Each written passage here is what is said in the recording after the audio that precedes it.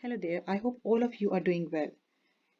In today's video, our learning outcomes will include to learn about the structure of plant and animal cell, to label plant and animal cell, and we'll also be able to differentiate between animal and plant cell. So let's start. So before going through the difference between plant and animal cell, I would like to recall all the organelles which are found in plant cell and then an animal cell. So I have already labeled the plant cell and we will go through the organelles one by one, although I have discussed them in detail in my other videos and you can go and check them out on my channel. So we will start with mitochondrion, which you can see on in the plant cell. It is also known as the powerhouse of the cell. Then we have cytoplasm, which is a viscous liquid found in all the cells. Then we have endoplasmic reticulum. We have two types of endoplasmic reticulum. One is rough endoplasmic reticulum and the other one is smooth endoplasmic reticulum. Rough endoplasmic reticulum is known as rough endoplasmic reticulum because it has ribosomes attached on it. Then we have nucleus, which is also known as the brain of the cell.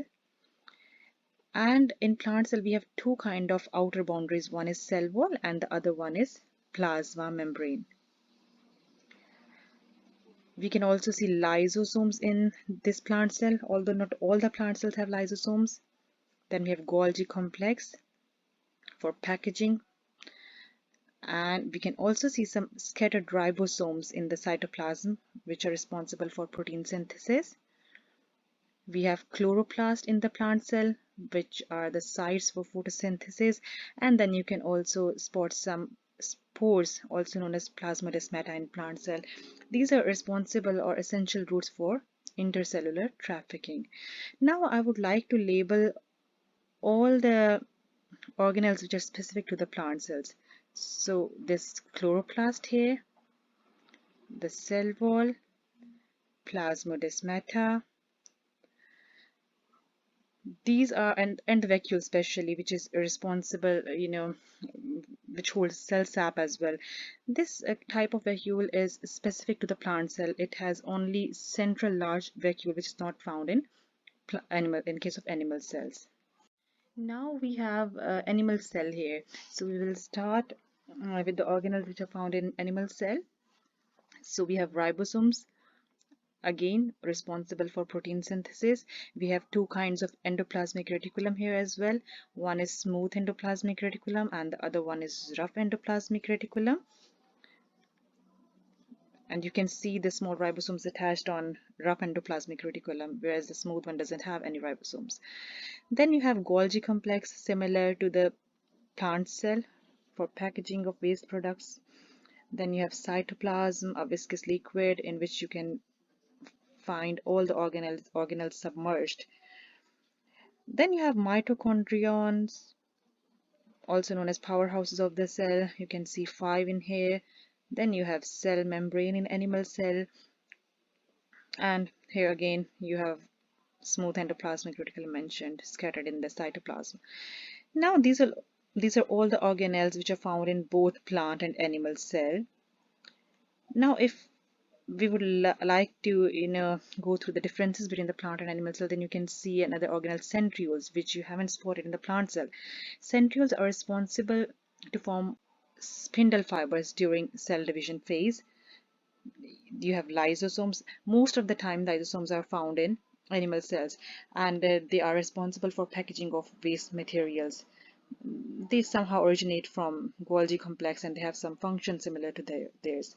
Then you have vacuole. You can see different kind of vacuoles in here. You can see two small vacuoles in comparison to the one bigger one in the plant cell.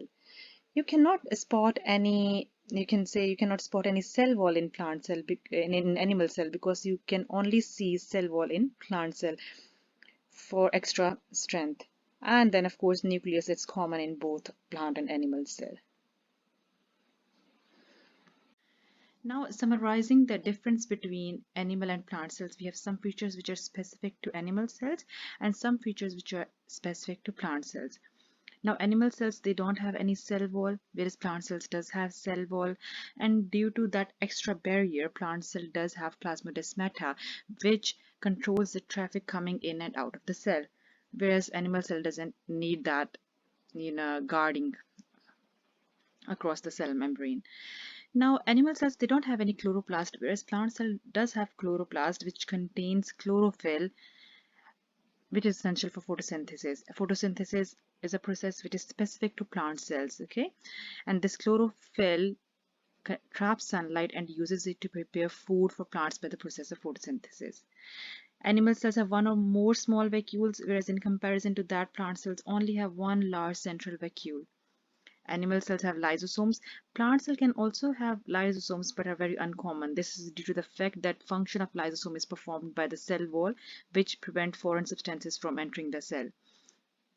Okay, then animal cell have centrioles, whereas plant cell doesn't have any centrioles. Centrioles are necessary for animal cells because they essentially pull the cell into new cells, you can say. In plant cell, rather than needing something to pull them apart, the cytoplasm will spread and then the new cell wall will form in the middle, which will lead to the formation of two new cells.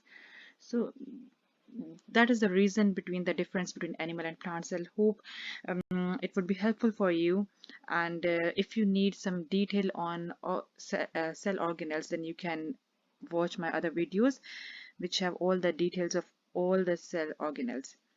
And don't forget to like and subscribe my channel and show some love. Till then, thank you, bye, and take care.